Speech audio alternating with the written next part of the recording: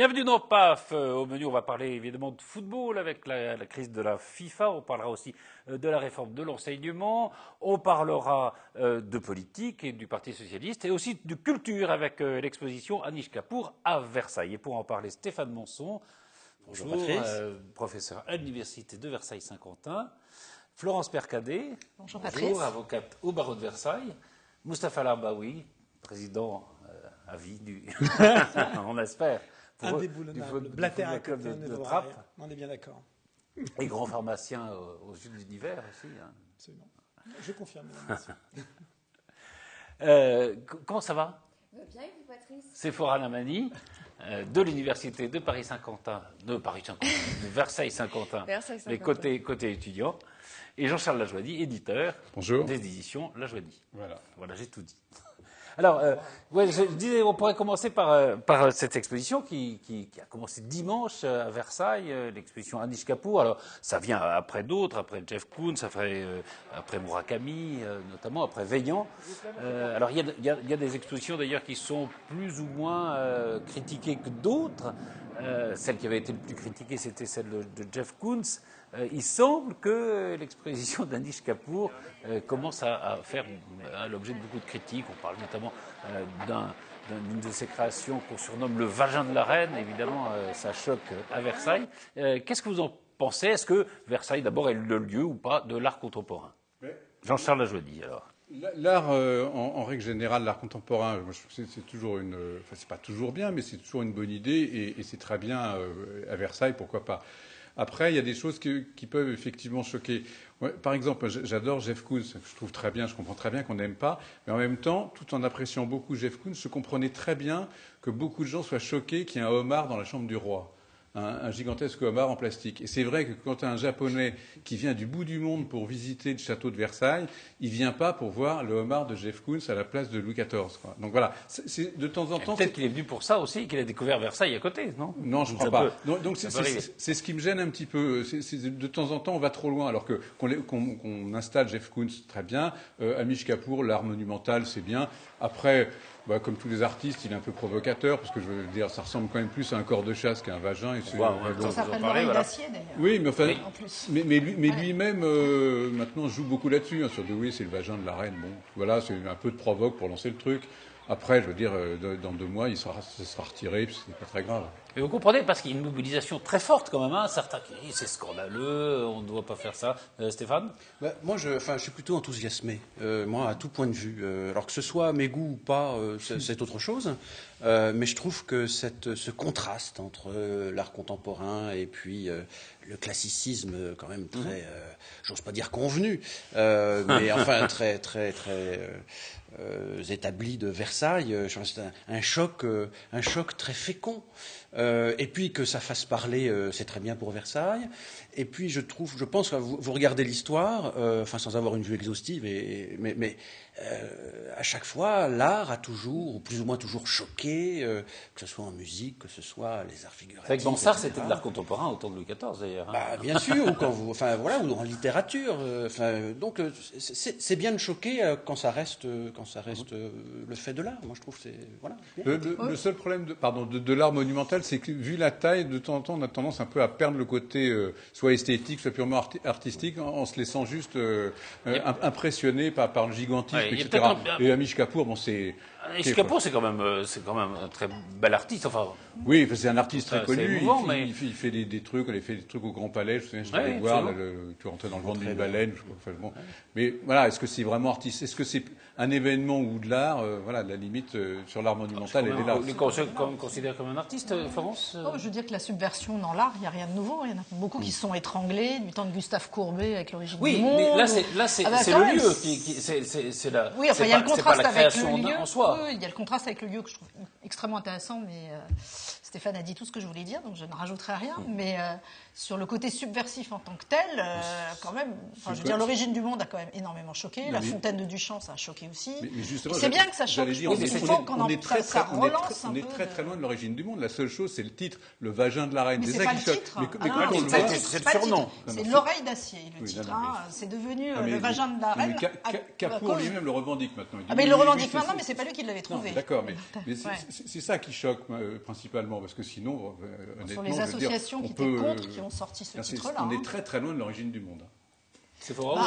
On est au 21e siècle, on a un peu Mustapha Larbaoui. Non, moi j'aime beaucoup ce que dit Jean-Charles, à l'exception près que la seule chose qui le gêne, c'est qu'Omar soit là, mais Omar, ils sont plus à Trappes qu'à Versailles, on est bien d'accord. Omar a tué Louis XIV. Dès qu'on commence à parler d'un rebeu dans la chambre du roi, c'est ça qui choque. Donc, plaisanterie mes à part. Non, mais c'est vrai que la seule chose, moi, que j'apprécierais, c'est que ça soit effectivement, au moins pour le coup, éphémère, et que les Japonais ne soient pas obligés de choisir leur semaine en fonction des événements, parce qu'après tout, s'ils veulent voir le château et le classicisme, qu'ils viennent cette semaine, sinon tu comprends que du Japon déporter leur semaine, ça serait compliqué. Mais encore une fois, moi ça me choque absolument pas, au contraire, j'y suis pas allé. Vous irez ? Non, je pense que j'irai. D'abord parce que j'ai mon frangin qui bosse, et il y a longtemps que je ne l'ai pas vu, donc j'en profiterai pour le... Et lui, c'est pas Omar, c'est Jamel. C'est toujours sympa, ces petites apartés. Je l'ai fait parce que ça passionne l'art, mais en même temps, la vie locale. Moi, on m'a dit qu'à cette émission, on parlait local, je parle local et proximité. Donc oui, bien sûr, j'irai. Je pense que c'est aussi fait pour ça. C'est-à-dire qu'à un moment donné, ça provoque. Non, mais la provocation, ça fait que les gens est-ce que ça ne permet voir pas de voir Moi, ce qui m'intéresse surtout, c'est que finalement, il y a un conservateur à Versailles, il y a quelqu'un qui gère ce lieu, et il a jugé utile de le faire. Je rends hommage à ce personnage, et pour le coup, j'irai vérifier si ça valait le coup ou pas. Mais quelque part, ça m'incite à aller voir, et quelque part, ça m'incite aussi à bouger et à voir que la culture a du sens. J'ai pas trop de jugement pour tout dire. C'est vrai, est-ce que vous pensez que ça permet aussi de voir différemment le classicisme de la construction du château ou des jardins? Oui, je pense que c'est complémentaire. Comme disait Stéphane, l'art contemporain est un bon complément au classicisme. Effectivement, le public qui d'habitude va voir strictement du classicisme peut s'ouvrir de cette façon-là à l'art contemporain et vice-versa. Donc même si je ne suis pas spécialement séduite par Anish Kapoor, je pense que le contraste est intéressant. Souvenons-nous, mais la chose est un peu différente parce que ce sont des structures permanentes, mais des discussions suscitées par les colonnes de Buren dans la cour du Palais Royal et de la pyramide du Louvre, qui est encore là aujourd'hui. La pyramide du Louvre, elle est devenue classique. Enfin, les colonnes de Buren, personne n'avait appelé ça le sexe d'Henri IV. Non, mais ça a été contesté pendant des années. Il y a une bataille de d'Ardenne, si je peux dire, une bataille de Buren en tout cas. Il n'y a pas cette dimension sexuelle. Donc vous irez plutôt on ira tous ensemble, je pense. On ira voir le frère, on ira voir ton frère. Et vous pouvez saluer Jamel de ma part, si tu me regardes. Puisqu'on parle d'art, est-ce qu'on peut juste dire un mot du scandale absolu du pont des Arts à Paris? Alors, pont des Arts avec les cadenas qu'on a enlevés. Qu'ils aient viré les cadenas, c'était plutôt une bonne idée. Oui, mais quand on voit les horreurs qu'ils ont mis à la place, mais je veux dire des tags, mais je veux dire, ridicule, mais c'est une image de Paris et de la ville de Paris, de ses goûts culturels. Alors là, je veux dire, c'est terrifiant. Enfin, et qu'est-ce qu'on va faire? On va faire fondre les cadenas, je crois. On les recycle. Je sais pas. Il est prévu qu'on les recycle. Je sais pas, mais moi, ce que je voudrais, c'est qu'ils recyclent les trucs qu'ils ont mis sur le pont. C'est horrible. Enfin, je veux dire, il y a des photos de la scène, mais c'est à vomir maintenant. Enfin, je veux dire, juste pour revenir une seconde sur l'exposition de Anish Kapoor. Alors, moi, c'est un des responsables de Versailles qui m'a dit qu'il y a une chose qui est gênante, c'est qu'il y a une culture qui est dans la perspective, qui bloque la perspective. C'est le vagin de la reine, je crois. Oui, absolument. Oui. C'est cette grosse culture. Voilà. On ne peut pas la voler, au moins. Puisqu'on parle de culture, on va continuer sur ce sujet avec, évidemment, les collectivités locales territoriales se heurtent à des problèmes budgétaires importants et l'une des matières qui est en baisse dans les budgets, c'est la culture. On regarde le sujet puis on en parle tout de suite après. Conseil communautaire mouvementé ce jeudi soir, une séance perturbée par un collectif d'associations de citoyens et d'élus de gauche qui s'est constitué pour dire non aux coupes budgétaires décidées par la communauté d'agglomération de Saint-Quentin en Yvelines.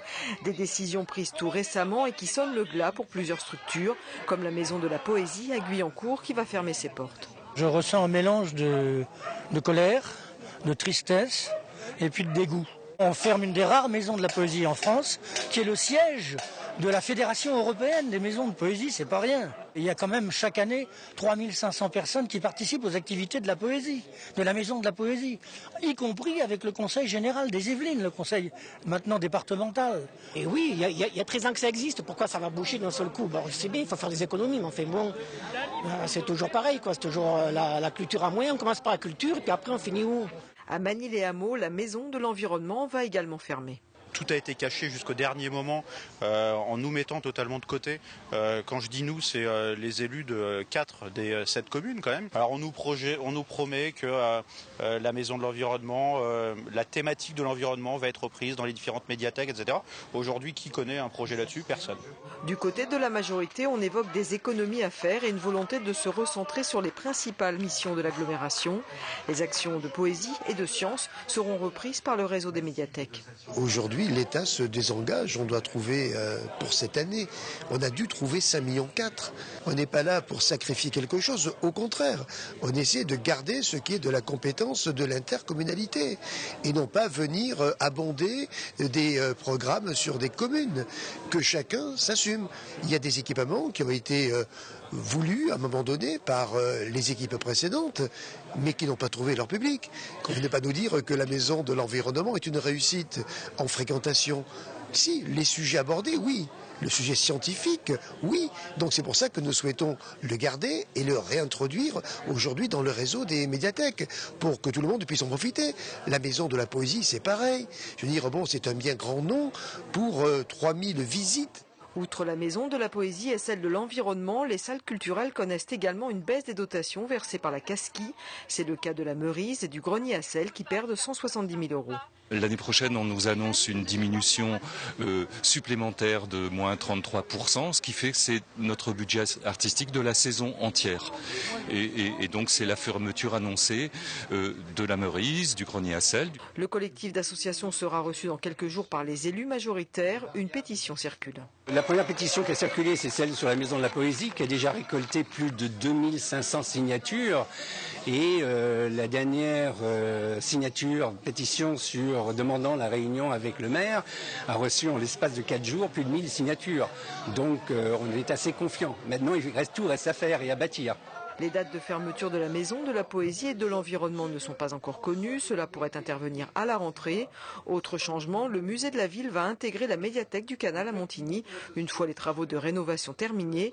Le collectif nouvellement créé promet d'autres actions à venir. Voilà, on a vu Michel Laugier, le président de la Casqui, qui dit voilà, il faut trouver 5 millions, un peu plus de 5 millions d'euros. Donc, les mesures sont prêtes. 30% de coupe dans les budgets de la culture, fermeture de la maison de la poésie et de la maison de l'environnement, notamment. Ça vous choque? Moi, ça me choque. Alors, ça me choque. Non, mais allez-y. Non, mais ça me choque. Il faut savoir modérer ses propos. Non. La fermeture de la maison de la poésie, la maison de l'environnement, très sincèrement, je ne sais pas exactement quelle était leur fréquentation, je ne sais pas exactement quelles étaient leurs actions. Donc sur la maison de la poésie, il y avait une donnée historique, c'était que Roland Nadeau a été le premier président de la Casqui, qu'il était poète. Oui, apparemment, c'est le siège aussi de la Fondation de la Poésie européenne. Je pense que la maison de la poésie vient aussi d'une part de lui. Là-dessus, j'ai rien à dire, je ne sais pas trop de quoi il retourne. Maintenant, la baisse des subventions de 30%, 50% l'an prochain et à terme complètement dans 3 ans, ça c'est dramatique pour les villes de l'agglomération. Mais les conséquences sont différentes suivant les villes. Vous prenez une ville comme Montigny, une ville qui tourne bien, avec une population qui a relativement les moyens de parer pour l'ensemble de sa famille à la culture s'il n'y a pas les subventions de l'agglomération. Voilà, qu'il gère très bien. Dans ce cas, l'impact n'est pas très important et moins grave, on va dire. Vous prenez des villes qui ont des problématiques tout autres, où là, les subventions permettent à la population d'avoir recours aux associations sportives, de pouvoir bénéficier des associations culturelles. Si vous supprimez toutes ces subventions, là, les conséquences sont dramatiques. Je pense effectivement que les gens ne se rendent pas compte de l'impact que vont avoir ces baisses de dotation pour les associations. Oui, c'est grave. Parce que vous êtes un peu concerné, enfin même si le football, c'est de la culture. Mais... Non, mais justement, ce qui n'est pas dit dans le reportage, donc je tiens à le préciser, c'est que c'est pas simplement la culture qui est touchée par les 30%, c'est la culture et le sport. Donc l'association que je préside, le club de foot de Trappes, va prendre moins 30% cette année, et à terme, les allocations, la dotation de la Casqui va finir à 0. Donc c'est pas simplement la culture, mais c'est également le sport au niveau de la Casqui. Ça, c'est le premier point. Ensuite, je rejoins bien évidemment ce que dit Sephora. C'est qu'en fait, c'est ni plus ni moins qu'une mesure comptable. Mais comptable en ce sens où on fait Oui, mais est-ce moins qu'il n'y a 30. pas trop... Attendez, moins 30. La vraie question, c'est est-ce qu'il n'y a pas trop d'équipements? Est-ce qu'il n'y a pas trop de lieux culturels? Est-ce qu'il y a pas... c'est Est-ce qu'on probablement... peut pas faire des économies? Si, je veux dire, sans porter atteinte au tissu social. Justement, Patrice, c'est là où finalement je suis d'accord avec Sephora et je rejoins ce que vous dites. C'est que moi, ce qui me gêne, c'est que c'est une mesure purement comptable avec un chiffre, moins 30, et à terme, l'option de compétence qui est levée. Parce qu'en fait, c'est ça le sujet. Il y a une compétence de la CASCI des comités d'agglomération, et ce n'est pas une compétence de la CASCI que de donner des subventions à la culture ou au sport. C'est une option. Cette option est levée aujourd'hui. Et probablement qu'on aurait pu faire autrement, mais c'est toujours pareil, hein, c'est une question de politique, et ils ont décidé de lever l'option, et non pas de faire finalement ce que dit Sephora ou ce que vous dites, c'est-à-dire regardons ce qui marche et ce qui ne marche pas, regardons ce qui éventuellement, sur lequel on peut faire peut-être même 50% d'économie tout de suite, sans toucher à des choses qui marchent. Voilà, je plaide également pour ma paroisse, le fait de savoir que le club de foot de Trappes met toutes ses subventions à l'euro près dans l'éducatif, quand d'autres communes mettent ce même argent dans des mercenaires qui viennent pour élever le niveau, j'ai envie de dire, en façade, mais qui ne profitent pas ni à l'éducatif, ni à des joueurs de foot des communes, mais qui vont simplement alimenter des gens qui prennent de l'argent pour faire monter le niveau, on voit bien que ce n'est pas deux politiques identiques, et pourtant, on va supprimer la même chose à tout le monde. Donc je pense qu'il y aura un peu plus de discernement. Votre club va je vais perdre moins, alors je vais perdre moins 30% cette année, moins 50% pour arriver à terme à 0 de subvention de la CASCI. C'est clair. Et vous avez combien mais je suis pas le seul. Encore une fois, je parle de la culture. Combien vous avez actuellement? On avait 23 000. Vous vous souvenez ici autour de cette table sous l'ère Ganelbert, on était passé à 7 000 euros. Ces 7 000 euros vont passer à 0 dans les 2 années. 7 000 là. 7 000 dans les 2 années. 7 000, oui, déjà, ouais. De 23, on est passé à 7. Alors pour des raisons totalement différentes. Mais cette fois-ci de 7 à 7 000. Et la ville vous donne combien? Alors ça, c'est autre chose. Ouais. Ça, c'est autre chose. La compétence de la commune, c'est effectivement le sport. Et parce que la grosse subvention, c'est celle de la ville, non? Ce qui est intéressant, c'est politique de la ville. C'est sur un budget de quoi? Parce que 7 000. Non, pas de la CASCI, là. Non, mais ça veut rien dire 7 000 comme ça. 7 000, oui, sur un budget de combien? 7 000, ça veut rien dire. 7 000 euros. C'est sur combien? Le budget du club, c'est combien? Le budget du club, totalement, c'est 230 000 euros. Voilà, donc 7 000 euros, ça met quand même pas ton club. C'était 10%, c'était 10% quand c'était 23 000. Je pense qu'on est enregistré. Je n'ai pas parlé de péril du club, j'ai simplement dit que, de ce que j'entends, c'est effectivement important de savoir que c'est à la fois la culture et le sport, c'est juste une information complémentaire que je donne, et que pour ma part, on va passer de 23 à 7 et de 7 à 0. C'est pas dramatique, pardon. Simplement, 7 000 euros, je peux vous dire autour de cette table que c'est 3 éducateurs payés. Mais attendez, de quoi on parle? On parle de 200 euros par éducateur. Oui, mais on peut pas parler comme ça. C'est 3 personnes qui toucheront pas, pour le coup, sur ces 7 000 euros, c'est 3 personnes physiques qui ne toucheront pas. Je parle pas de drame, parce que pour le coup, j'ai pas fini ma démonstration, pour dire que, je voudrais que les gens sachent que le vote a un sens. On a voté dans les communes et on a voté pour cette CASCI. Je veux qu'on sache qu'au moins le vote, ça sert à ça. Il y a quelqu'un qui a été élu depuis et il y a des options qui sont prises. Je ne les conteste même pas. Je vais plus loin. Juste une remarque, c'est-à-dire que c'est la baisse des dotations de l'État qui oblige aussi les collectivités territoriales à faire des coupes dans leur budget. Qui oblige, alors pour le coup, moi j'étais là pour commenter ce que j'avais entendu. Maintenant, s'il faut élargir, on est bien d'accord. Ça vient, allez, on va faire plaisir, c'est la gauche qui a fracassé les collectivités locales et on essaye de retrouver des marges de manœuvre. C'est pour ça que j'ai bien parlé de... Il n'y a pas d'argent dans les caisses de l'État. C'est pour ça que j'ai parlé de compétences optionnelles qui lèvent. Mais au moins, ils assument. Et c'est ça que j'apprécie, c'est qu'ils assument. On peut en parler.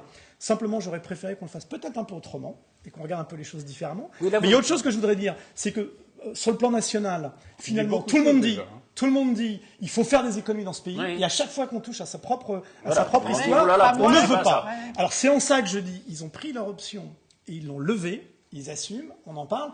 En revanche, moi, je ne le conteste pas plus que ça, si ce n'est de dire si, ça a un impact, ne dites pas que ça n'a pas d'impact.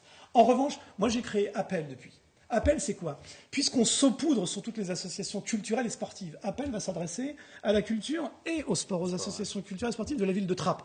L'idée, c'est de mutualiser. C'est-à-dire que finalement, ce qu'on va perdre d'un côté, peut-être qu'on peut le retrouver avec des moyens de mutualisation. En gros, je vais travailler pour faire en sorte que ces pertes-là soient compensées par le travail, par la mutualisation. Et surtout, on peut peut-être faire même mieux qu'on ne faisait jusqu'à maintenant parce qu'on va se parler, on va faire des choses ensemble.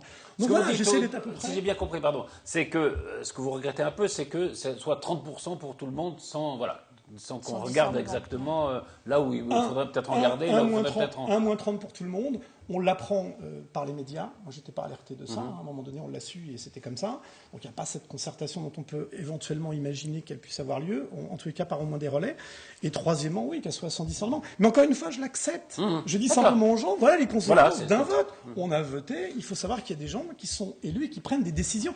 Ils prennent des décisions, ils les assument. Enfin, au moins, vous disiez, c'est que c'était sous l'ancienne Casquille qu'on avait déjà commencé à réduire votre budget. Pour d'autres raisons, Patrice. Pour d'autres raisons. Mais voilà. Florence Mercadier. Ouais. Non, je ne veux pas en rajouter. Je suis assez d'accord avec Louis. Donc voilà. Non, mais juste sur le plan culture, je suis assez d'accord avec Sephora parce que la culture, je pense que c'est vraiment quelque chose d'extrêmement important. Mais il y a un très grand théâtre à Saint-Quentin qui est une scène nationale. C'est une très belle scène nationale. Est-ce qu'on est obligé d'avoir 3-4 lieux où on fait des choses qui sont déjà parfois passées à Saint-Quentin, qu'on reprend ailleurs? Je ne pense pas que ça tourne. Tout ce qui passe au théâtre de Saint-Quentin ne passe pas dans les autres théâtres qui sont sur Saint-Quentin-en-Yvelines. Après, Saint-Quentin va drainer la population autour. Mais dès qu'on s'éloigne un peu sur Élancourt, sur Trèbes, je suis désolée. On va pas faire des Oui, théâtres. on est dans une partout, démocratie, on est dans une république, on est là pour œuvrer pour tout le monde. Non, mais je ne suis pas certaine que le fait de fermer X, Y théâtre va renforcer l'implication de la Casquille au niveau du théâtre de Saint-Quentin. Historiquement, c'est vrai que la culture, c'était un facteur d'identification d'une ville nouvelle. Cette identification, je ne sais pas si elle s'est faite vraiment par la culture, d'ailleurs, mais enfin bon... en tout cas, elle s'est faite très fortement sur le théâtre... On peut se demander si elle a besoin encore de ça. Non, mais sur le théâtre de Saint-Quentin-en-Yvelines, c'est une vraie réussite, parce qu'il y a du travail qui est fait avec Trappes, avec les écoles, les collèges, les lycées de Trappes, etc. Et c'est une très grande réussite. Mais il y a eu des moments difficiles au théâtre de Saint-Quentin-en-Yvelines, notamment sur les budgets alloués par la Casquille ou par la DRAC. Mais il faudrait soutenir peut-être un peu plus ce théâtre si on décide d'arrêter de soutenir les autres. Ça, c'est clair. Stéphane Monson, là-dessus. Ouais, tout est dit, mais il y a oui, vous intervenez en dernier. Non, je vous prie, mais c'est moi juste, j'ai une grande tendresse pour Roland Nadeau, alors avec lequel je suis un peu de temps en temps en contact. Qui était donc l'ancien maire de Guyancourt, le premier président de la Casquille avant que ça s'appelle la Casquille. Voilà, président du SAM de Saint-Quentin, puis de la Casquille, et poète et créateur de la Maison de la Poésie. Voilà, c'est à lui que je pense, et je l'embrasse. Oui, je pense que c'est lui, la Maison de la Poésie. Oui, c'est lui. Mais cela dit, voilà, il y a des questions de responsabilité, Moustapha l'a dit, de responsabilité politique qui sont posées. Il y a d'un côté budgétaire, il y a d'un côté ces équipements, alors c'est vrai qu'ils sont d'une densité relativement importante, Saint-Quentin-en-Yvelines, par rapport à beaucoup d'autres structures urbaines de cette taille, et puis de l'autre, la question de la pression fiscale. Donc il y a des choix à opérer, mais alors on a l'impression que ça tombe un peu toujours sur les mêmes. C'est vite, en effet, tout de suite la culture, le monde associatif, etc. Mais c'est la réflexion que je me faisais dans un premier temps, mais dans un second temps, je me dis que finalement non, parce que ça tombe sur tout le monde. La situation des hôpitaux, des universités, c'est une chose. Enfin bon, voilà. Mais c'est un peu, oui, il y a un côté. Je rejoins Moustapha un peu. Tranché, au sabre, quoi. Moi, ça me fait penser à l'histoire d'un fonctionnaire sur deux. Alors, non, c'est un peu idiot, quoi. Mais pardon, alors, là, je m'adresse aux spécialistes de droit public. C'est bien les dotations de l'État qui sont moindres aux collectivités locales, puisque c'est ce que disent toutes les collectivités locales. Elles ne vont pas dire le contraire. Mais en réalité, je pense que c'est la conjonction de deux phénomènes. C'est-à-dire que c'est en effet les dotations de l'État qui se réduisent, mais c'est pas d'aujourd'hui. Et de l'autre, un train de vie peut-être bien au-delà des moyens des collectivités territoriales elles-mêmes qu'elles ont dû à un moment ou à un autre assumer. Elles sont très endettées. Les élus locaux vous disent. Alors surtout les communautés d'agglos qui sont en réalité les porteurs des dettes des communes composantes. C'est le cas de Saint-Quentin-en-Yvelines. Mais les élus locaux vous disent c'est parce que l'État se désengage que nous, pour maintenir les mêmes services, on doit mettre la main à la poche. Mais si vous regardez, il y a eu une inflation assez terrible des recrutements dans la fonction publique territoriale depuis 82, alors même déconnectés des compétences qui n'ont cessé d'être conférées aux collectivités locales. Donc il y a une responsabilité à exercer, à prendre de la part des élus locaux eux-mêmes, ça c'est clair. Alors ils le font, c'est peut-être un peu discutable sur la méthode. Moustapha. Non, le sentiment qu'on a aussi au travers de cette affaire, c'est que c'est un sentiment, je peux me tromper bien évidemment, mais c'est qu'on a l'impression que c'est une communauté d'agglomération, donc une communauté finalement où on met les choses en commun, et on donne le sentiment que chacun est sur sa paroisse, chacun a son précaré, chaque commune veut ses équipements à la fois sportifs et ses équipements culturels, et finalement de communautaire, pour moi j'ai l'impression qu'il n'en reste pas grand-chose, et c'est la raison pour laquelle j'insiste sur cette idée de créer une association d'associations pour ce partage, cette mutualisation. Probablement qu'il y aurait des choses à faire à ce niveau-là, au niveau de la communauté, qu'on partage un peu plus, qu'on regarde un peu plus les budgets et mutualisons peut-être un peu plus. C'est probablement un mot sur l'appel, puisque vous en parlez, là, que vous avez fourni. Alors on lance. Non, ça sera lancé le 16 juin. Alors, l'appel, c'est déjà en voie. Hein. L'appel, donc, ce sera celui du 16 juin, parce que celui du 18 a été pris, et on lui rendra hommage, mais l'appel du 16 juin. Donc voilà, l'idée, c'est une association, donc appel, association des personnalités passionnées par l'éducation et le loisir, sachant que le loisir est pour moi tout simplement un prétexte pour l'éducation. Sauf que nous, on le dit. On dit que le loisir est un loisir, mais il est également éducatif. Donc on le dit et on l'applique. Donc ça sera le 16 juin. On fait appel aux associations et aux personnalités locales sur Trappes pour le moment.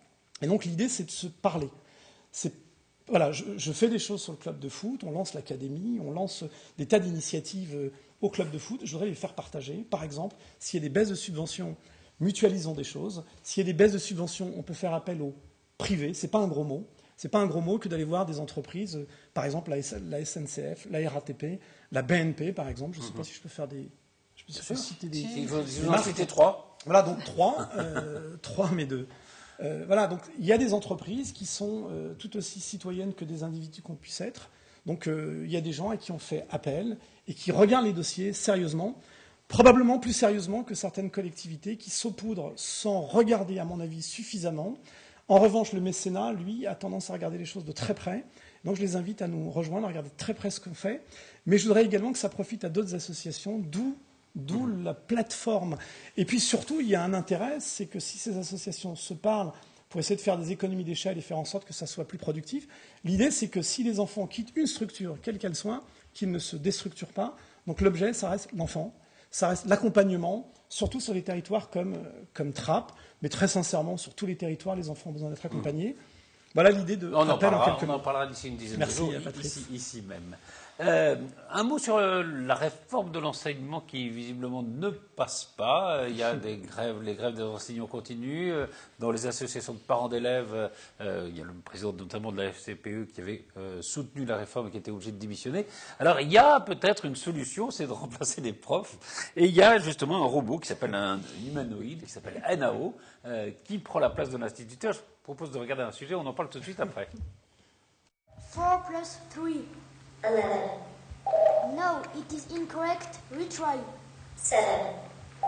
Excellent. Thank you. Difficile à croire, mais cette interaction, ce sont les enfants eux-mêmes qui l'ont créée. Cette classe de CM2 de la commanderie travaille avec Nao depuis le mois de mars. On va faire une correspondance avec Malte pour apprendre l'anglais et on a fait un programme, mais sauf qu'on faisait parler Nao en anglais ou en français, les deux à la fois.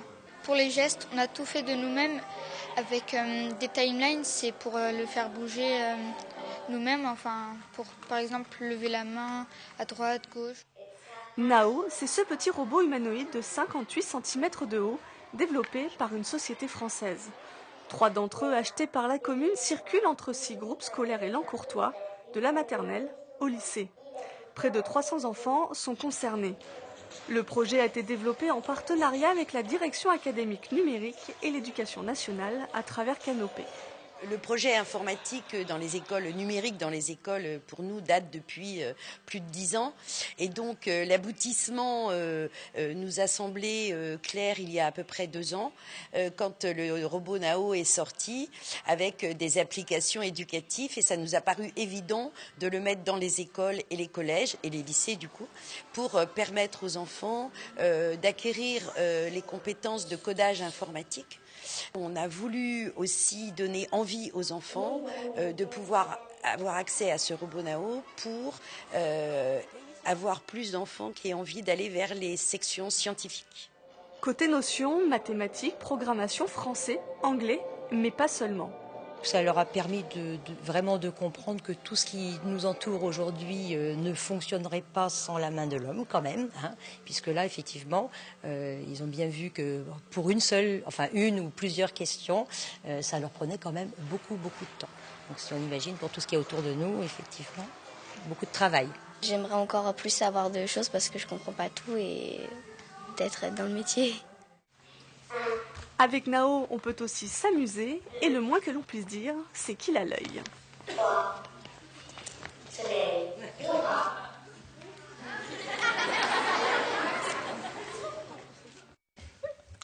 Voilà, alors Stéphane Monceau, est-ce que vous êtes prêt à vous être remplacé par un robot Bah écoutez, pourquoi pas, moi, il faut qu'on m'explique à ce moment-là ce que je vais faire. Alors je serais allé à la Maison de la Poésie, mais ça va fermer, donc je risque de m'ennuyer un peu. Mais enfin, non, c'est grotesque, quoi. Enfin, ridicule avec un R majuscule, tout ça. Enfin, il a sa place à Versailles dans l'art contemporain. C'est un bel objet.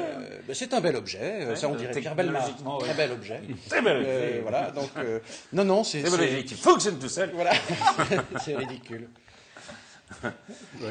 Non, moi, je suis tout à fait de l'avis de Stéphane. C'est dans cette grande fumisterie qui consiste à dire que maintenant l'école, ça doit non pas éduquer et instruire, mais amuser. Alors c'est sûr que si c'est pour amuser les gamins à désœuvrer 8 heures par jour, on avait la tablette, on avait le tableau interactif. Ça fait moins grave que les profs, les robots. Oui, voilà. Alors c'est peut-être le seul intérêt. Ça fait pas grave, mais c'est ridicule. Enfin, c'est pas comme ça qu'on va apprendre quoi que ce soit. Il y a peut-être un intérêt. Je vais essayer de le trouver, en l'occurrence. Il y a peut-être un intérêt. Hormis le fait qu'effectivement, c'est humanoïde, c'est moins déshumanisé, voilà, c'est pas très sympa, je trouve. C'est jamais qu'une tablette sur pattes, finalement, parce que c'est un ordinateur. Donc un ordinateur, il fait ce qu'on lui demande. Donc si c'est un ordinateur sur bureau ou tablette ou sur pattes, globalement, il aura une fonction d'ordinateur et il fera ce qu'on lui demandera de faire. Il y a peut-être une fonction à laquelle qu'on pourrait imaginer, c'est qu'on dit qu'il faut plus de profs. Moi, j'adhère plutôt à ça. Au moins dans certains quartiers, dans certains territoires, peut-être qu'on pourrait imaginer que pendant que le prof, parce que c'est pas pour les supprimer, c'est pour les aider, pendant que le prof, l'humanoïde en l'occurrence, ferait cours à ceux qui suivent très bien, voire ceux qui vont plus vite, des cours de rattrapage. On pourrait l'imaginer faire son truc dans son coin et que la prof s'occupe spécifiquement. Ils sont en train de nous inventer l'école à 3 vitesses. C'est ça. Spécifiquement. Les bons auraient des profs, les vrais profs, et les mauvais auraient des robots. Les bons auront des profs agrégés. Ils feront latin, allemand, classe trilingue. Les moyens, ils auront une institut en fin de carrière. Et puis le troisième, est-ce que je peux finir? J'y ai trouvé un intérêt. Pas toi. Et visiblement, on n'a pas trouvé d'intérêt à la locomotive à l'époque, ni à l'avion, puisque tu décriais la dernière fois. Et finalement, on l'utilise tous aujourd'hui. Je voudrais y trouver un intérêt, s'il vous plaît, avant que ça soit trop tard pour cette émission où on découvre des talents. Donc je continue. Maintenant, c'est à 2 vitesses parce que quand la prof parle, elle parle pour tout le monde et il y en a qui décrochent. En l'occurrence, là, on pourrait laisser les enfants avec le robot qui pourrait suivre et la prof fera en sorte que les autres soient rattrape le groupe qui serait en difficulté. Donc c'est au contraire pour que les vitesses soient à même de même vitesse. Peut-être qu'ils peuvent servir d'éducateurs. J'essaye d'y trouver un intérêt. Maintenant, avant qu'il me fasse un salto arrière, avec un ballon. Non, mais tu lui accroches un aspirateur et en faisant cours, il y a de la prod. Et pendant que ça supprime en un. Bien sûr. Puisqu'il y a des recherches de prod et faire en sorte que les profs ne fassent que ce Moustapha, puisque tu te permettais de reparler de votre invention magnifique, l'avion le plus lent du monde. Je vous signale que dans son tour du monde, il est bloqué quand même depuis 3 semaines. Enfin, je veux dire, il leur a mis il y avait le tour du monde en 80 jours avec Jules Verne, et là, ça va être le tour du monde en 800 jours. La première locomotive à charbon a subi tout le temps. Et l'Ariane est arrivée aux États-Unis. Mais l'Ariane arrive plus vite. Avant le TGV, la locomotive à charbon a subi tout autant de tracas et tu prends le TGV aujourd'hui. Demain, on prendra l'avion comme on prend l'avion aujourd'hui, sans une goutte de pétrole. Il faut bien qu'on commence à un moment donné, cher ami. C'est un robot qui pilotera un robot dépressif, peut-être. Pendant ce temps-là, on s'occupera mieux des passagers. C'est à se demander si les mecs qui ont conçu l'avion, ils n'ont pas un robot comme prof. Mais franchement. Et la FIFA. Les téléspectateurs jugeront. Et la FIFA, est-ce qu'elle a un robot comme président? Est-ce qu'elle avait un robot comme président? Je n'ai pas parlé aujourd'hui. Prendre la parole sur la FIFA. Il y a quand même un truc, parce que Sepp Blatter, tout le monde déblatère sur lui. Oui. Platini, tout le monde dit que c'est un génie, etc. Et puis il y a aussi le Qatar. Et par exemple, tout le monde dit que le pire scandale, c'est que le Qatar organise la Coupe du Monde de foot. Or, la Coupe du Monde de foot, il y a un type qui était contre, c'est Blatter, et le mec qui était pour, c'est Platini. Et ça, personne n'en parle. Alors que c'est quand même ça le vrai scandale. Platini est au comité exécutif de la FIFA, non? Oui, parce qu'il est président du UEFA. On pourra peut-être en parler tout à l'heure, parce qu'on pourrait se demander s'il n'y a pas une dimension géopolitique, c'est-à-dire d'un côté les États-Unis et l'Europe qui veulent prendre leur revanche et reprendre le pouvoir sur le football, face à l'Afrique et aux pays asiatiques, qu'on appelait du tiers-monde autrefois, qui étaient défendus par Blatter d'ailleurs. Simplement, juste avant de parler de ça, est-ce que dans votre club on parle de ça, de la FIFA, ou est-ce qu'on s'en fout? Non, on parle que d'APEL, parce que l'APEL c'est une association qui a du sens. Non, mais ça d'accord. Voilà, non mais est-ce que, honnêtement, quand on dit Blatter est un pourri, ou il y a de la corruption à la FIFA, est-ce qu'au Football Club de Trappes, on se dit oh là là, c'est emmerdant, ou est-ce qu'on s'en fout complètement? On s'en fout complètement. Encore une fois, à chaque fois qu'on a parlé de ce type d'événement, à chaque fois je vous ai dit que c'était pas du football pour moi. Pour le coup, c'est une grosse machine, une grosse entreprise, et ça reste à ce niveau-là. Mais là où Jean-Charles a raison, c'est que pourquoi est-ce qu'on parle de la main de Thierry Henry aujourd'hui? C'est qu'il y a des boules puantes qui vont partir dans tous les sens. En clair, Platini, qui a toutes ses vertus pour prendre la FIFA demain, dit-on, on ressort quand même le dossier Thierry Henry. Donc Thierry Henry veut dire la France veut dire, à mon avis, un minimum, si ce n'est la main de Thierry Henry, au moins, éventuellement, un coup de main de Platini. Donc on peut imaginer que ce soit maintenant des histoires de boules puantes. Donc voilà, donc on n'en parle pas dans le club, parce que c'est de ce niveau. On va juste suivre, en espérant que tout ça fasse qu'on puisse en tirer le meilleur. D'ailleurs, j'ai un programme pour la FIFA, si on voulait bien m'écouter un jour, on fera une émission sur le sujet. Mais ce qui était intéressant, quand il y a eu la main de Thierry Henry, moi j'étais de ceux qui avaient dit qu'il faudrait rejouer le match, ça serait la moindre des choses. Et on s'était fait attaquer par des spécialistes de géopolitique, notamment, qui disaient mais non, quand un match est joué, il est joué, l'arbitre a raison. C'est vrai. Oui, mais enfin bon, mais on s'aperçoit aujourd'hui quand même que derrière tout ça, il y avait aussi un peu d'argent, voilà. Oui. Mais ce que les téléspectateurs ne savent probablement pas, moi pour l'avoir découvert de l'intérieur, c'est qu'on a les mêmes au sein du football amateur, c'est-à-dire qu'on a nos instances. Il y a des commissions de discipline, il y a des commissions en général qui traitent ce type de dossier. Alors non, on n'est pas à traiter à ce niveau-là, parce qu'il n'y a pas d'argent, il n'y a pas de transaction, mais c'est vrai qu'il y a des choses qui sont réglées également en interne. Alors c'est, encore une fois, sans argent et sans corruption. Là, c'est un dossier qui a été traité par des avocats, il y a eu des transactions. Vous dépendez de la Fédération française de football, donc de Noël Le Graët, qui est le président de la Fédération française de football, qui dit partout que Platini est son ami, mais qui a voté Blatter. Est-ce que... Quand le président, il se décide tout seul, il demande à des gens de le conseiller. Comment ça se passe? Le président, je ne pourrais pas répondre précisément à la question parce que je ne côtoie pas ni son travail ni la personne. Mais globalement, nous élisons dans nos instances sur le terrain, on élit les districts, donc les départements, la Ligue, donc l'Île-de-France par exemple, les régions, et la Ligue élit donc le président de la Fédération française de football, sachant que dans la Fédération française de football, il y a le professionnel et les amateurs. Donc c'est relativement clos au monde amateur. Le monde professionnel nous échappe complètement. Stéphane Manson, est-ce que vous pensez, je ne sais pas que de toute façon c'est inhérent, le scandale est inhérent au football, parce qu'après tout c'est populaire, il y a de l'argent. Peut-être plus l'argent, oui, que le... non, mais c'est très populaire, donc il y a de l'argent. Moi, vous parlez de la main de Thierry Henry, je vois à peine de ce dont il s'agit, j'ai quelques idées. France-Irlande. Oui, enfin, je serais incapable de resituer. Moi, je me suis arrêté au coup de boule de Schumacher, Oui.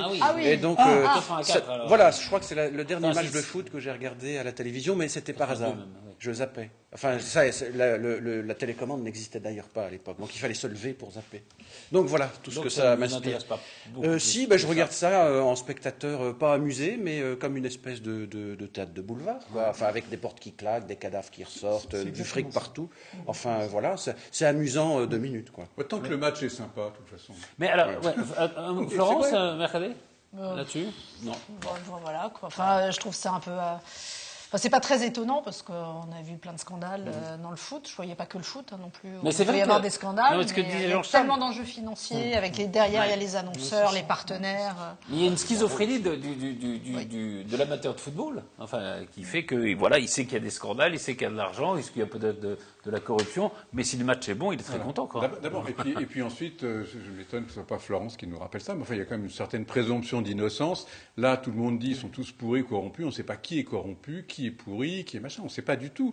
Là, on balance comme ça, effectivement, comme dit Mustapha, des boules puantes. On dit c'est tous des crevards, c'est scandaleux, etc. Non, je ne sais pas. Mais à l'heure actuelle, j'ai lu beaucoup de choses, je serais incapable de dire qui est vraiment le type qui a versé de l'argent. Est-ce que vraiment le Qatar, je ne sais pas. On apprend des choses absolument. Voilà, Après, par exemple, on dit voilà, en 98, le Maroc a versé des pots de vin pour avoir le mondial. Mais sauf que c'est la France qui l'a eu, donc ils ont peut-être versé, mais enfin à perte. Donc est-ce que tout ça donc les gens ne sont pas corrompus, ils ont quelqu'un qui touche un pot de vin et qui ne vote pas pour le. C'est pas de la corruption, c'est de la gentillesse. Peut-être un petit quelque chose pour la maison de la poésie. Oui. C'est Fora. Pardon. Patrice, non, c'est pour dire que, sans parler des personnes, clairement, il y avait un système. Sauf que le système, tout le monde le connaît. Le système, tout le monde le connaissait. Donc il y a un système, par exemple, effectivement, quand il y a un problème avec une nation, il y a des transactions par voie d'avocat, par voie financière. Quand il y a des choses qui ne vont pas bien, ça se règle entre eux. Il n'y a pas de système de contrôle. Il n'y a pas de... voilà, il n'y a pas de... c'est pas géré comme avec une gouvernance exceptionnelle. Je crois que c'est surtout ça. Sauf que tout le monde en croque de ce système-là. Alors après, qui a pris plus que l'autre, ou qui a pris ou n'a pas pris? Tout le monde a des intérêts liés. Mais le système, il est clairement connu, voilà, de fédération en fédération. J'ai envie de dire que là, ça ressemble à l'UEFA qui veut reprendre le football à son compte, et à mon avis surtout les États-Unis qui étaient hors jeu. Est-ce que déboulonner Blatter, c'est pas la victoire des riches contre les pauvres? Ça ressemble à ça, en tout cas. Enfin, c'est présenté comme ça. Mais... C'est présenté comme ça. C'est pas présenté beaucoup comme ça, non? Enfin, c'est comme ça que je le ressens. On va virer les corrompus, mais c'est peut-être que aussi, voilà, c'est une donc le système, par exemple, pour faire simple, pour que les téléspectateurs comprennent, c'est que chaque pays a une voix. Donc un pays, ça peut être une île. Donc, pourquoi tout le monde se choque de ça? Enfin, non, mais justement, c'est le principe de l'ONU, c'est le principe de tous les. C'est parce qu'on considère. Regarde, ta voix a autant d'importance que la mienne. C'est exact. Sauf qu'on est 5 autour de cette table, et qu'aux États-Unis, il y a 300 millions d'habitants et qui ne pèsent qu'une voix. Autant que les îles Tonga. Sauf que ce système-là a été modifié justement pour pouvoir donner une prééminence à celui qui l'a mis en place, parce que finalement, il avait d'ores et déjà mis un système.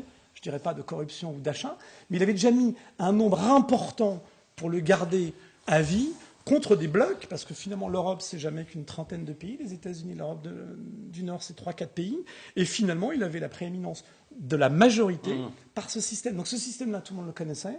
Et après, vous imaginez qu'il y a pu se passer. C'est un système. Il n'est pas si mauvais que ça. Ah, j'ai pas dit que c'était mauvais, j'ai dit qu'il était mis en place. Les coopératives de presse pour la distribution des journaux, c'est exactement le même principe. C'est un titre. Mais tout le monde sait qu'il y a de la corruption. Une voix. Je veux dire, c'est ce qui évite qu'un énorme groupe toutes les voix et décide dessus. Et qu'un petit éditeur de presse a la même voix que le groupe Lagardère. Je trouve ça très bien. Et dans le foot, c'est pareil. Je ne sais pas pourquoi les petits pays, c'est raciste. Enfin, je veux dire, pourquoi un petit pays compterait pour rien? Jean-Charles, je dis simplement que c'est le système qui veut ça et tout le monde le connaît. Et les États-Unis, qui pèsent lourd en chiffre d'affaires, en nombre de personnes, ont plutôt envie de faire exploser ce type de système pour laisser la prééminence à l'Europe et les États-Unis. C'est fort. Là-dessus, écoutez, moi j'ai toujours. Sur autre chose si vous voulez. Non, mais le foot. On est là-dessus. Non, effectivement. Alors on dit il n'y a pas que dans le foot. C'est vrai, il n'y a pas que dans le foot. Maintenant, le foot est l'un des sports, voire le sport qui draine le plus d'argent. Que ce soit les transferts de joueurs où sont en jeu des sommes colossales. Je crois que c'est dans ce sport-là que les sportifs sont les mieux payés et les autres s'en plaignent. C'est pas vrai du tout. Non, il y a le golf, la boxe, la Formule 1. Non, c'est. Alors la Formule 1, je prends. Voilà. Maintenant, le foot, je pense, reste devant ou pas loin. Donc effectivement, c'est là où il y a le plus d'argent. Et j'ai toujours entendu dire que dans le foot, tout s'achète, aussi bien les joueurs que les victoires. Donc nécessairement qu'il doit y avoir un peu de ça. Et puis, comme disait Mustapha, il y a forcément des enjeux politiques derrière qu'on soupçonne plus ou moins, mais qui existent certainement. On a même un candidat aujourd'hui, candidat à une élection dans son pays, qui globalement était financé par ce système. Donc voilà. Moi, on ne peut pas laisser dire que tout s'achète, c'est pas vrai. Les matchs ne s'achètent pas. Il y a de la corruption comme partout. On vérifiera facilement, mais il y a un. Basile Boli ? Non, pas Basile Boli. Non. Une personnalité de la FIFA qui était au conseil exécutif de mémoire et qui est maintenant candidat dans son propre pays, et dit-on a touché les fameux 10 millions d'euros qui serviraient aujourd'hui à sa campagne. Donc voilà, on va ressortir tout ça, c'est les bulles plus longues. C'est pour dire que c'est pour dire que c'est juste pour confirmer, c'est juste pour confirmer la FIFA, etc. Voilà, juste pour confirmer argent, politique, domination, souvent l'un. Mais pourquoi tout ça s'est sorti comme ça tout d'un coup? Qu'est-ce qui a fait que ça a déclenché? Non, mais avant. Fin de mandat. Mais pourquoi les Américains? Parce que c'est une enquête qui est partie des États-Unis sur les procureurs américains qui se sont saisis de ça. Ce serait que les États-Unis, c'est que les États-Unis voulaient la Coupe du Monde en 2022 et on l'a attribuée au Qatar. Les États-Unis n'auraient pas apprécié et donc disent à un moment donné, probablement mettre. Est-ce que le Qatar a d'ailleurs raison de dire, si on nous attaque, c'est plutôt du racisme? On ne veut pas qu'un pays arabe est un... Tout le monde a l'air absolument choqué que des Arabes puissent organiser une Coupe du Monde. C'est d'un mépris, c'est scandaleux. Je ne sais pas pourquoi le Qatar ne pourrait pas jouer au foot, aimer le foot et organiser une Coupe du Monde de foot aussi bien que n'importe qui. Il va falloir recevoir beaucoup de pays dans un territoire qui est à peu près l'Île-de-France. Oui, mais enfin, on va pas... Il y a des problèmes après c'est juste qu'au regard des chaleurs de ce week-end, imagine que c'est le quotidien là-bas. Et puis il n'y a pas un licencié surtout. Donc à un moment donné, la promotion du foot, elle se fait généralement pour donner un coup de main au pays qui accueille. Parce qu'il y a des enfants qui voudraient y accéder. Il y a très peu aussi le football comme on le connaît est très peu connu, honnêtement. C'est pas ça qui joue. Donc c'est pas comment ça jouer les Américains. Justement, les Américains le voulaient pour la promotion du sport en leur sein. Que les Américains le veuillent, ils avaient raison. Ils ont de raison de le vouloir. Nous, on l'a voulu. Tout le monde la veut. Mais c'est pas pour ça qu'on devrait dire ah non, vous êtes arabe, vous n'avez pas le droit de jouer au foot. On est d'accord. Mais c'est là où finalement on en revient à une chose très simple, c'est que c'est l'offre et la demande. Tous les pays du monde veulent la Coupe du Monde. Donc à partir du moment où on l'a vu et que c'est tous les 4 ans, il y a une grosse pression. Oui, il n'y a qu'un content. Tous les 4 ans, il y a un content sur les 300 nations. Tout le monde la veut. Tout le monde veut la Coupe du Monde de foot, tout le monde veut le Tour de France, tout le monde veut les Jeux Olympiques. Bien sûr, c'est des manifestations absolument extraordinaires et passionnantes à suivre. Sephora a raison, c'est le football et le sport qui draine le plus de pognon globalement en masse. Probablement que individuellement, les sportifs de Formule 1 ou de golf individuellement peuvent toucher plus qu'un joueur de foot, mais globalement, quand on regarde le nombre de footballeurs là, parce qu'ils sont au moins, c'est le football loin devant même le Super Bowl, devant même le football américain. Donc là, il y a un vrai enjeu économique. Donc, qui dit économique dit de pouvoir et de politique, par définition. Voilà, tous les 4 ans, tout le monde la veut, ça met la pression à tout le monde. On est en train de parler de 2022 là, et 2026. Et 2018 en Russie. Voilà, en Russie. Donc les Américains qui n'ont pas vu passer la Coupe du Monde chez eux, la voient au Qatar et la voient en Russie. Elle était en quoi, en 94? Ça peut répondre. Aux États-Unis. Ils l'ont eu, absolument, ils l'ont déjà eu. Ils l'ont déjà eu. Peut-être un mot sur l'extension de Roland-Garros, si ça vous passionne ou pas, sur les serres d'Auteuil. Alors, c'est vrai que ça fait un gros débat. Les écologistes étaient très contre, les riverains sont très contre aussi, ils veulent préserver ces serres d'Auteuil. Et Manuel Valls, visiblement, est passé un peu en force contre l'avis de Ségolène Royal, d'ailleurs, avec le soutien d'Anne Hidalgo. Oui, c'est plutôt Anne Hidalgo avec le soutien de Manuel Valls. Oui, Anne Hidalgo contre Ségolène Royal, c'est pas nouveau, cela dit. Mais c'est un peu scandaleux, cette histoire, parce que on regarde tous Roland-Garros, c'est très bien Roland-Garros. On ne voit pas du tout le besoin absolu d'augmenter ça. Bon, on pouvait couvrir l'autoroute, c'était très bien, mais c'est vrai que bousiller les serres d'Auteuil, c'était un scandale absolu. Il n'y a aucune raison. Le projet au-dessus du périphérique était formidable. Bien sûr, c'était parfait. Un tunnel, il faisait moins de bruit, moins de trucs, c'était facile. Mais ça coûtait très cher, ça coûtait 270 millions, je crois. Oui, enfin bon, encore une fois, c'est un non-sens. Non, Mustapha, ça ne vous passionne pas. Si ce n'est que c'est, encore une fois, il y aurait un investissement à faire, à charge à eux de savoir s'il y a un retour sur investissement. Ça serait plus cher, mais probablement qu'il y en a un retour. Donc finalement, soit ça reste comme ça, soit on investit avec un retour. Mais on ne peut pas se permettre effectivement de mettre des subventions, à mon avis, des collectivités locales pour faire un projet qui serait en plus déstructurant. Parce que les serres d'Auteuil, c'est quand même magnifique. Ouais, absolument. C'est un truc... Mais au-dessus du périph', si c'est plus cher, qu'ils en trouvent la manière pour avoir un retour sur investissement. S'ils en ont vraiment besoin en disant on va gagner des sommes faramineuses, ok, ça sera... Ils veulent faire des terrains couverts. C'est gérable, oui. Le démarrage de tout ce projet, c'est de faire des terrains couverts. Jouer sous la pluie.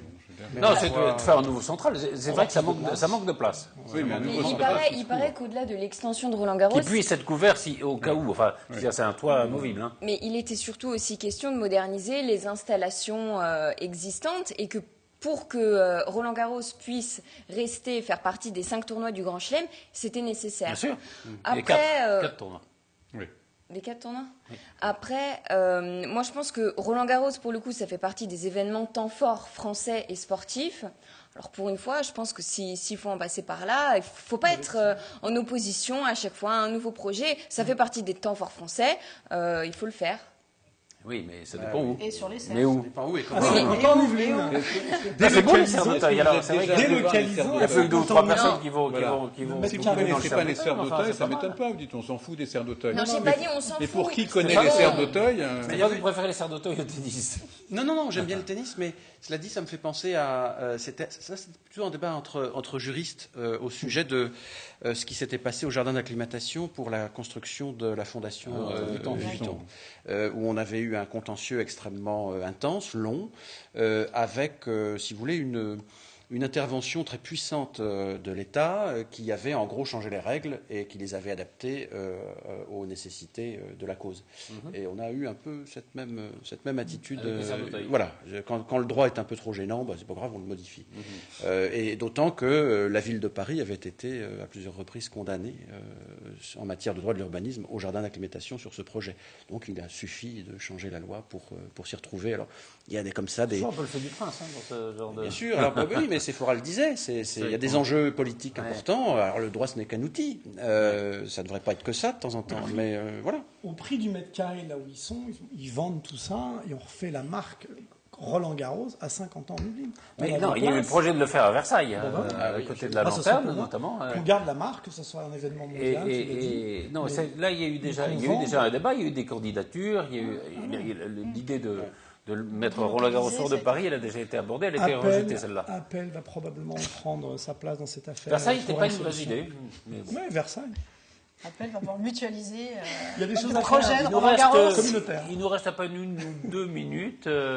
Un mot peut-être, le congrès du Parti républicain et le congrès du Parti socialiste, ça vous passionne ou pas? Quel ennui. C'est le grand spectacle, enfin le mauvais spectacle. Ouais. Oui, parce que le grand c'était un peu fort. Oui, non, enfin je m'apprêtais à dire le grand guignol. Non, c'est du très mauvais spectacle. Mauvais dans la mise en scène. Les deux. Enfin, c'est du vu et du revu, du dit et du redit. C'est pathétique.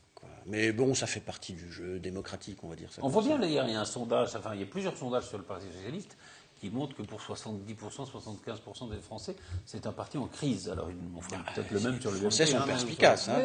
Oui, non, mais c'est vrai. Non, ils font bien les choses. Non, mais une crise grave. Voilà. Une crise grave, oui, enfin des deux côtés. Des deux côtés, absolument. La politique en général est en crise, c'est pour ça qu'il faut remettre un peu de sens. Notre ami Madec n'est pas là aujourd'hui, mais il le dirait mieux que moi. La société civile prend sa place. Appel fait partie de ce type de on aura compris. Oui, est-ce qu'Appel a pour projet de renverser la table? Non, justement, on est contre rien du tout, mais on est pour bien des initiatives. On est contre personne, ni contre rien. On voudrait proposer et faire pour. Mais plus sérieusement. Comme vous dites, c'est vrai que il n'y a pas besoin d'être grand clair pour dire que les partis sont en crise, c'est vrai. Mais c'est quand même assez fascinant que les dirigeants de ces partis, on a l'impression qu'ils s'en aperçoivent pas quand même. Ils continuent. Mais ils s'en comme si de aperçoivent, rien mais c'est n'était. toujours les mêmes.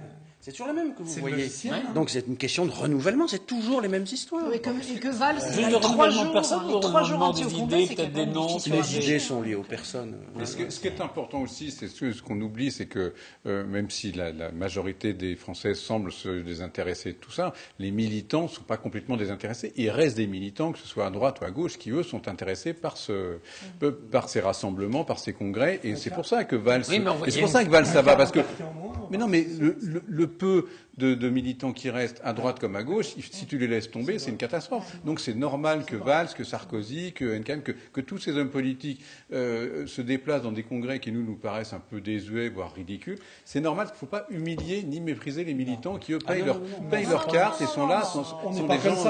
Ils les caressent même dans le sens du poil, visiblement. Ils ont raison. Enfin, si tu t'occupes pas de tes troupes... Non, mais le congrès du PS va avoir aucun intérêt. Tout est bouclé. Je veux dire, tout est fait. Mais ça n'a pas aucun intérêt. Un militant du PS, dernier mot, il est ravi quand même de voir Manuel Valls, d'écouter Manuel Valls. Tu prends une commune en France, ou un département ou une région en France, sans être au Parti socialiste, donc au Parti républicain. sans être parti par ses partis. Donc de toute façon, on en avait parlé la dernière fois sur la Laurent. difficulté de renouveler la classe politique et l'offre politique. Merci à tous les 5.